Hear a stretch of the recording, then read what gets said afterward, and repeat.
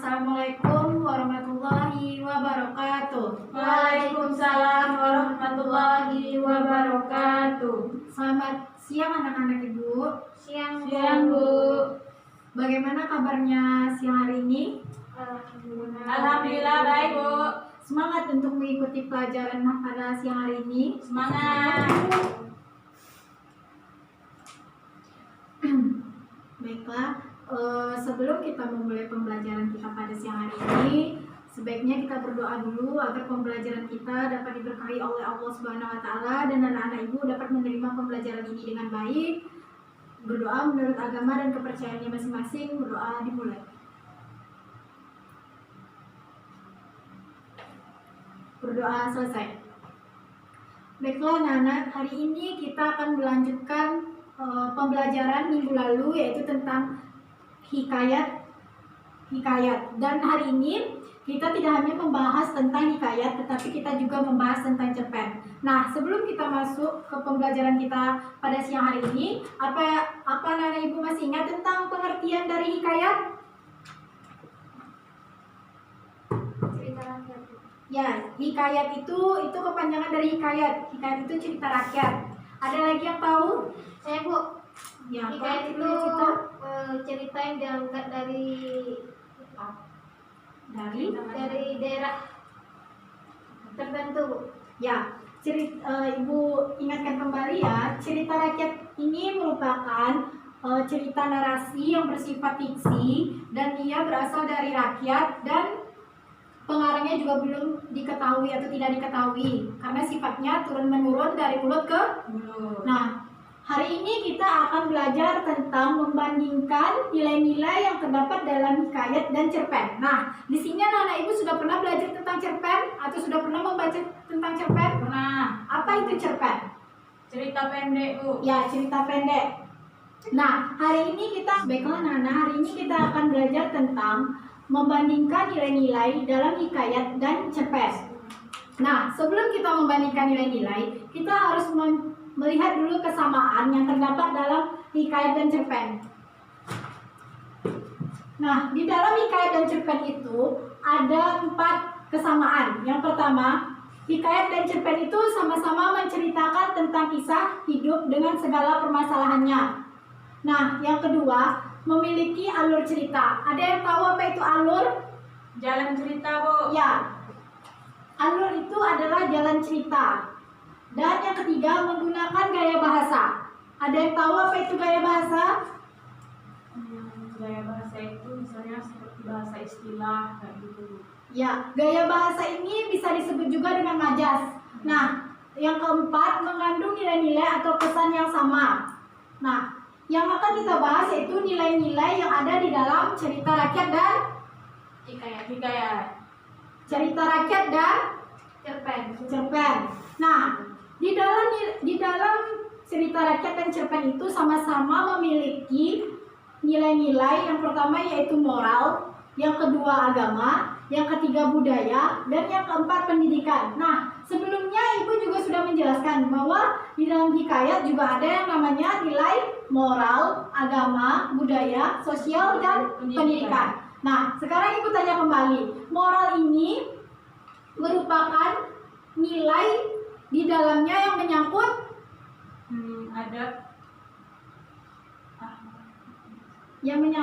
akhlak, itu termasuk ke dalam agama. Kalau moral ini menyangkut dengan perilaku, etika dan sopan santun.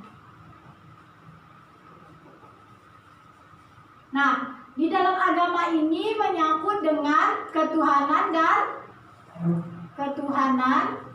akhlak, adab, dan catatan agama. Nah, sedangkan budaya itu mengandung nilai-nilai tentang adat Istiadat. Tolong dicatat ya. Ya Bu. Nah, di sini juga ada nilai sosial. Apa itu sosial? Membahas tentang apa itu sosial? Hubungan interaksi antara masyarakat. Ya, di dalam sosial ini ada yang namanya nilai hubungan antara masyarakat. Nah, yang terakhir yaitu nilai pendidikan.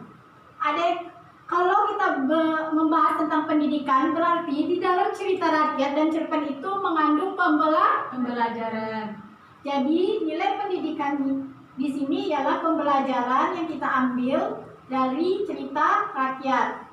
Nah, sampai di sini paham tentang kesamaan cerita rakyat dan cerpen? Paham Bu. Nilai-nilai terdapat dalam cerita rakyat dan cerpen? Paham. Jadi kalau sudah paham, kalau ibu beri soal, kalian sudah bisa menjawabnya dengan benar? Insya Allah bisa Bu. Nah, sekarang ibu akan memberi kalian contoh sebuah hikayat. Ini kalian baca di rumah, nanti kalian catat nilai-nilai apa saja yang terdapat dalam hikayat dan cerpen ini. Ini untuk tugas di rumah ya. Ya Bu.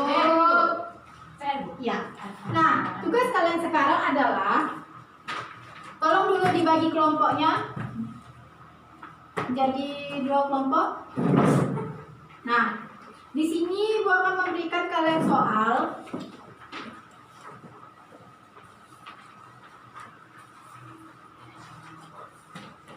Coba dilihat dulu soalnya. Yang kalian kerjakan yaitu soal nomor 1. Terus Ibu diktekan soalnya satu lagi. Tolong dicatat soalnya satu lagi ya. Ya Bu.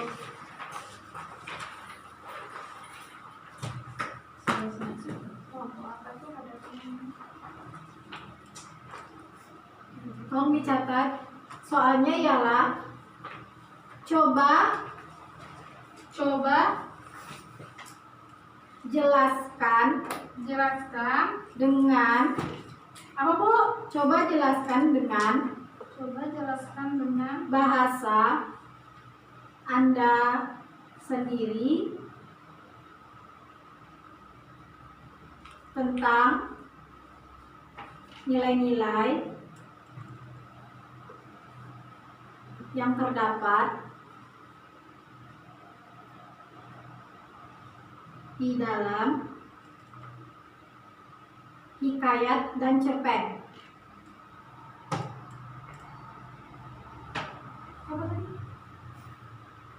Sudah? Sudah Bu. Nah, soal yang Ibu sampaikan tadi itu merupakan soal keterampilan. Nah, itu kalian jelaskan nilai-nilai yang terdapat dalam hikayat dan cerpen yang sudah kita pelajari tadi. Dan soal nomor 1 yaitu bandingkanlah nilai-nilai cerita rakyat dan cerpen dalam kutipan di bawah ini. Silakan kerjakan per kelompok, tidak boleh kerjasama antara kelompok 1 dan kelompok 2. Kalau sudah selesai, kita periksa bersama-sama.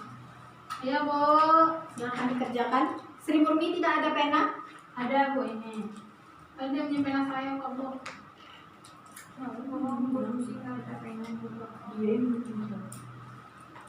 Kalau kerjakan dengan baik, baca dulu penggalan cerita hikayat dan cerpen yang sudah Ibu sediakan. Nanti kita bahas sama-sama.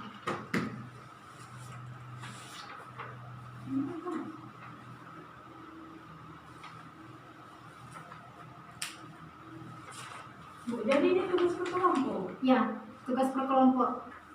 Nanti kalian, salah satu dari kelompok kalian akan mempresentasikannya di depan.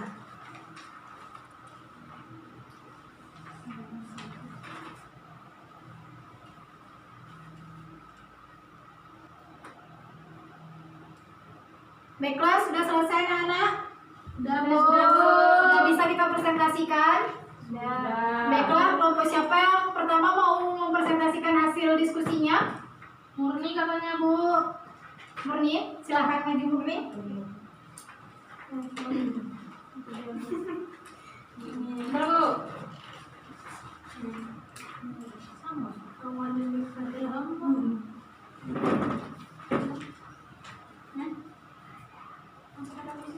Baik, tolong diperhatikan temannya saat presentasi. Nanti kalau Ibu tanya tidak tahu, Ibu akan beri hukuman.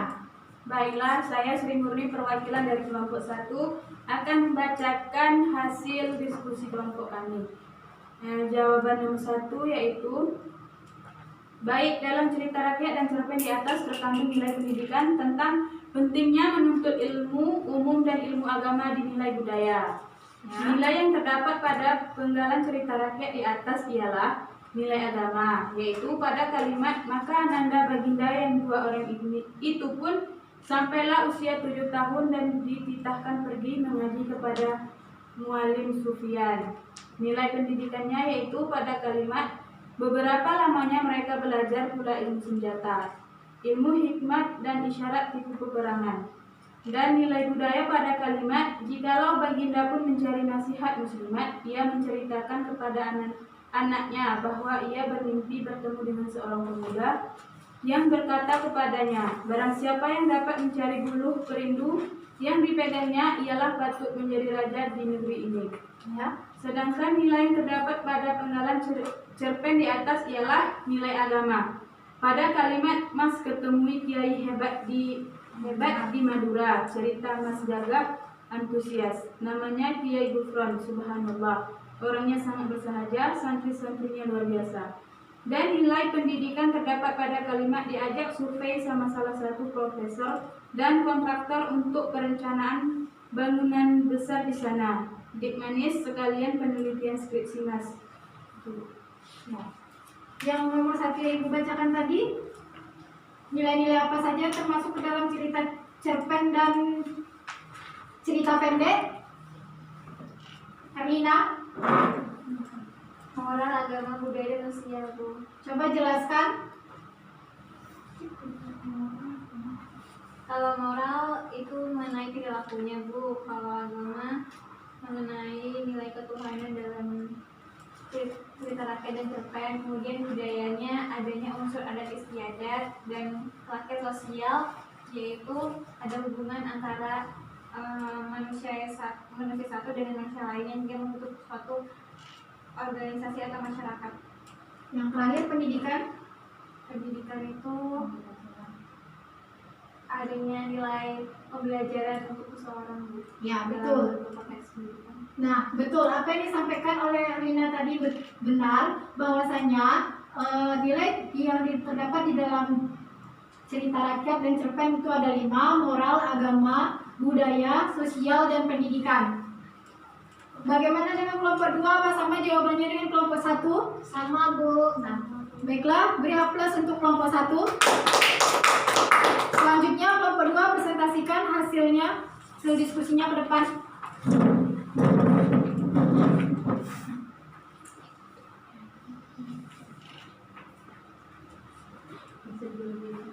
Baik, saya dari kelompok 2 akan mempresentasikan hasil diskusi kami.